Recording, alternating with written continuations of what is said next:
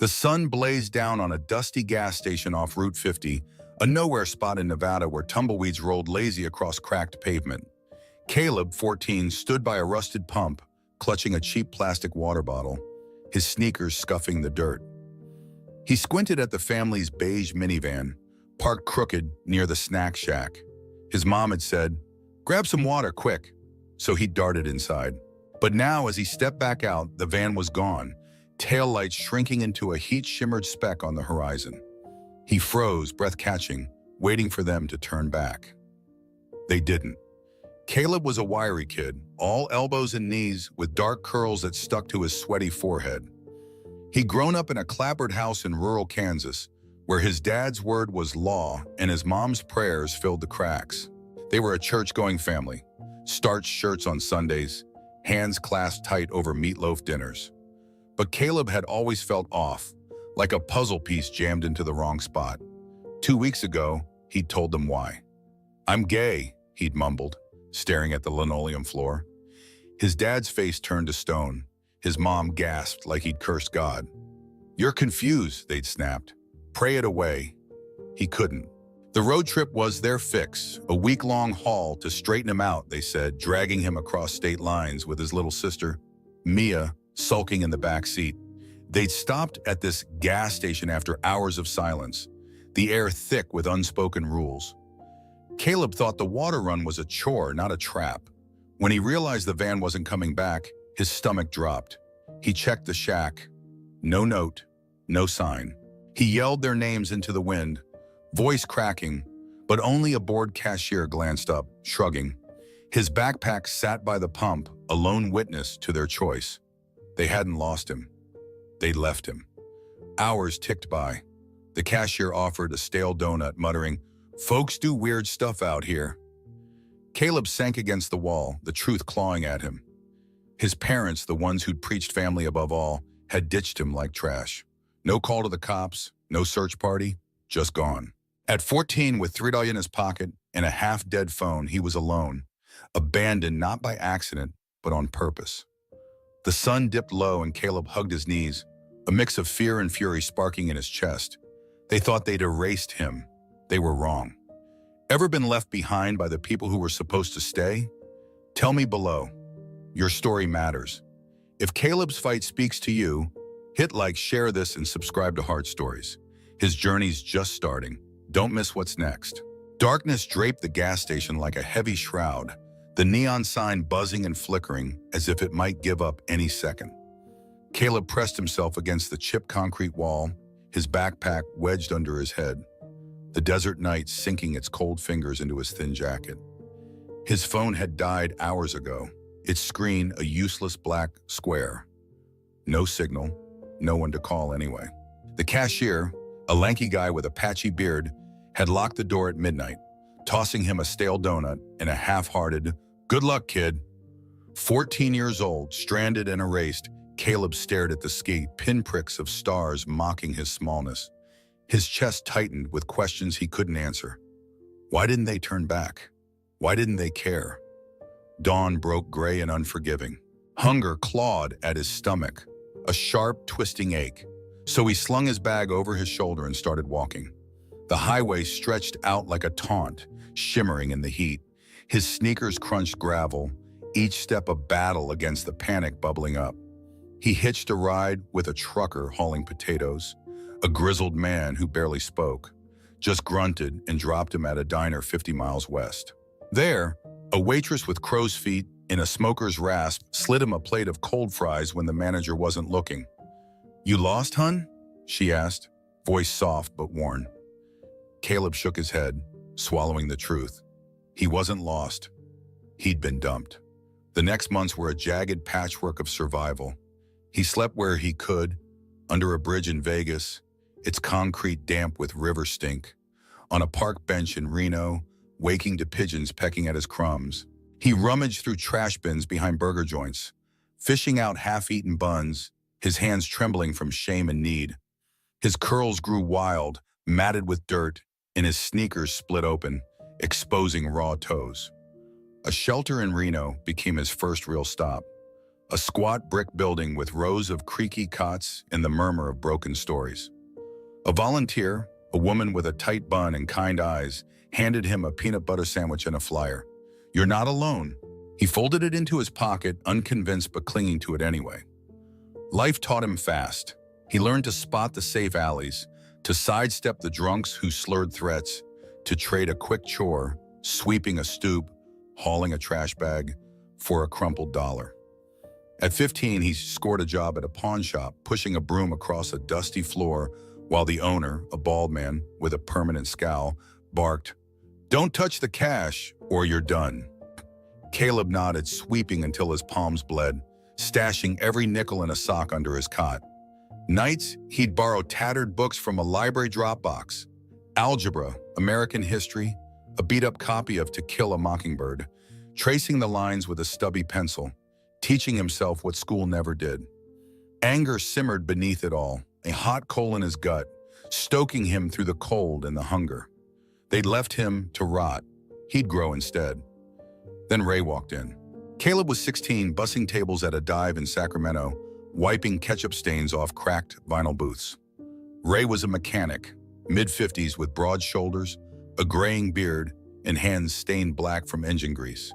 He'd sit in the corner booth, sipping black coffee, watching Caleb hustle with a quiet curiosity. "Rough road, huh, kid?" he said one night, his voice like gravel over glass. Caleb shrugged, guarded, but Ray kept coming back. Same booth, same coffee, same steady gaze.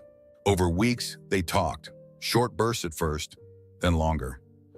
Ray had been tossed out at 17 for being gay, his parents spitting Bible verses as he left. "Built my own life," he said. "You can too." Caleb listened, the words landing like stones in still water. One stormy night, Ray made an offer. "Got a spare room at my place," he said, scratching his neck. "No rent, no fuss, just don't wreck it." Caleb hesitated, then followed him to a small house off the freeway, a sagging porch and a garage packed with tools. The room was bare, a cot, a lamp, a cracked window, but it was his. Ray showed him how to swap spark plugs, how to hold his head up when the world shoved back. Over late-night oil changes, he'd growl, "They ditched you 'cause they're cowards. Prove 'em wrong, live loud." Caleb started writing then, scribbling in a notebook about the gas station, the streets, the ache that clung like dust. Ray caught him at it once, skimmed a page and nodded. "That's your fight, kid. Keep it going." By 18, Caleb stood taller, leaner, his eyes sharper. He'd passed a GED with Ray's old textbooks, bought a secondhand laptop with diner tips, and felt a purpose taking root. The streets had forged him, toughened him, but Ray had given him something else. A family not born of blood, but of staying. The anger still burned, but now it had a direction. He'd rise so high, they'd have to see him. Caleb's breath hitched as he pressed post on his battered laptop, its keys sticky from late-night coffee spills. The garage smelled of oil and dust, Ray's tools scattered like relics around him. It was 2 a.m. in Sacramento, the city's hum, a faint pulse beyond the cracked window, and he'd just uploaded his first real video, a shaky, unpolished take of himself at 22, sitting on a milk crate, staring into the lens. "I was 14 when my parents drove off and left me at a gas station," he said, his voice rough but unyielding. "They thought I'd vanish. I didn't." He titled it "No Child Left Behind," a raw cry for kids like him. Tossed aside, forgotten, erased. By sunrise, it had 50 views. By the end of the week, 5,000. Caleb stared at the screen, his pulse quickening, a tight knot in his chest unraveling, just a thread. He wasn't the hollow-eyed boy from the streets anymore. At 22, he'd grown into his frame, lean and wiry from lugging car parts with Ray, his dark curls clipped short, a faint scar on his knuckles from a fight he'd won against a drunk in an alley. He'd ditched diner shifts for a part-time job at a youth center, handing out blankets and bad coffee to teens with nowhere else to turn. That laptop, bought with years of hoarded tips, became his lifeline. The video took root. Comments trickled in, then poured. "I was abandoned too, and you're giving me hope." He started posting more late-night confessionals about sleeping on benches, about clawing his way up, his words jagged with truth but laced with a quiet promise. Within months, his followers hit 10,000, then soared past 50,000, a swelling tide of voices mirroring his own. Caleb turned survival into a mission. No Child Left Behind grew from a shaky clip into a movement. He built a website, taught himself to code on library computers, started crowdfunding for shelters. At 25, he stood on a makeshift stage at a San Francisco rally, a borrowed mic crackling in his grip. "We're not the problem," he shouted, his voice thundering over a sea of rainbow flags and upraised fists. "The ones who ditch us are. We deserve to be seen." The crowd erupted, a roar that shook the pavement, and a shaky phone video of that moment went viral. Millions of views, retweets from activists he'd never met, shares from strangers who'd never heard of that Nevada gas station. Caleb's name spread, a beacon for the discarded. The rise came fast and fierce. By 28, he was a keynote speaker, his calendar packed with college gigs and nonprofit panels, his inbox overflowing with pleas to tell your story. He moved into a one-room apartment, chipped paint, a lumpy couch from a thrift store, a single window overlooking a noisy street, but it was his own. The campaign's donations funded a hotline, staffed by volunteers he'd trained himself, answering calls from kids sobbing in bus stations or hiding in closets. Reporters dubbed him the voice of the forgotten, a label he accepted with a tight nod, not a smile. Every speech was a hammer, every post a nail, building a shield around the ones he'd once been. But he never spoke of his parents, not in interviews, not on panels. To the world, he was an orphan of choice, his family a blank space he'd filled with people who didn't run. The scars stayed, though, etched beneath the surface. Late at night, he'd perch on his fire escape, the city's glow smudging the stars, an unlit cigarette twirling between his fingers, a habit he'd picked up watching Ray, though he never smoked. Memories crept in, uninvited. The van's dust trail, his mom's averted eyes, his dad's clenched jaw. It wasn't grief anymore, but a steady burn, a fuel he couldn't douse. He'd scroll his own comments, eyes tracing messages from kids who called him their lifeline. "You got me through last night. Usai, I'm still here because of you." His throat would tighten, his jaw locking hard. He hadn't fully healed himself. The gas station still haunted his quieter moments, but he'd fight to pull others out of that dark. Ray watched it unfold, his gravelly pride spilling out over their weekly diner coffee. "Told you, kid, live loud," he'd say, his hand heavy on Caleb's shoulder, a grin cracking his weathered face. At 30, Caleb stood taller, his name splashed across banners, his face in grainy newsprint photos. He'd turned a boy's abandonment into a man's megaphone, amplifying the silenced. The world saw a leader, a survivor, a force, but Caleb knew the story wasn't over. The past, quiet for now, was waiting to knock again. Caleb adjusted his tie in the hotel bathroom mirror, the fluorescent light buzzing overhead. At 30, he'd grown into a man who filled a room, broad shoulders, steady hands, eyes that held a quiet storm. He was in Chicago, hours from keynoting a national conference on youth rights, his name bolded on the program. Caleb Morrow, founder of No Child Left Behind. His phone pinged with a last-minute email, and he froze mid-nod. The subject line read, "From your parents," a sender he hadn't seen in 16 years. His stomach twisted, not with hope, but with a cold, familiar weight. He opened it. "Caleb, we've missed you. Can we talk? Mom and Dad." He stared, the words blurring, then deleted it. But the past wasn't done knocking. 2 days later, back in his Sacramento apartment, a knock rattled his door. He opened it to find them. His mom, Linda, her hair grayer, her smile tight. His dad, Tom, stiffer in a pressed shirt, his jaw still set like granite. Caleb stood rigid, the air thick with 2 decades of silence. "We saw you on the news," Linda started, her voice too bright. "You've done so well." Tom nodded, gruff. "Thought it's time we caught up." Caleb's eyes narrowed. No apology, no tears, just small talk, like he'd been on a long vacation, not abandoned at a gas station.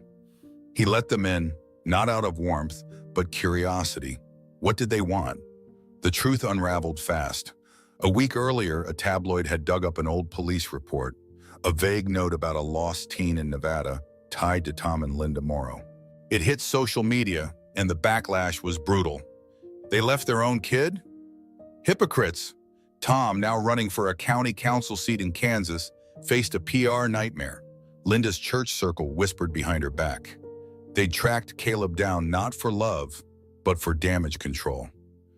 We just want to put this behind us, Tom said, leaning forward on the couch. A photo together, maybe a post. Show we're a family again. Linda chimed in. It'd mean so much to Mia, too. Caleb's jaw tightened at his sister's name, the only one he'd missed. He stayed silent, letting them dig deeper. They'd brought a script, a staged reunion, a press release about healing, a photo op with him smiling between them like nothing had happened. You're famous now, Tom added, a salesman's edge in his voice. This could help us all. Caleb leaned back, arms crossed, seeing them clear as day. No regret for the gas station, no shame for the years he'd slept on concrete. They wanted his spotlight, not him. He thought of his followers, the kids who clung to his words, and the bile rose. You think I'll play happy family for your votes? He asked, voice low, sharp. Linda flinched. Tom's face hardened. We're still your parents, he snapped. Caleb stood. You stopped being that when you drove away. They didn't leave quietly. Linda teared up, performative, clutching her purse. We made a mistake, Caleb. Can't you see we're trying? Tom stood too, taller than Caleb remembered. His tone clipped. You owe us a chance to fix this. Caleb's laugh was short, bitter. I owe you nothing. He opened the door, the gesture final. They lingered as if expecting him to cave, but he didn't budge. Tom muttered something about ungrateful as they shuffled out, their footsteps fading down the hall. Caleb shut the door, his hands trembling not from fear, but from the clarity of it all. They'd come for their image, not their son. That night he sat on his fire escape, the city lights smearing below. He didn't cry. He'd spent those tears years ago, but the ache pulsed, fresh and old at once. His phone buzzed with a conference reminder, and he thought of the stage waiting, the kids listening. His family's return hadn't broken him. It had sharpened him. They'd left him to fade. He'd built a life too bright to ignore. Now they wanted a piece of it. He wouldn't give them a damn thing.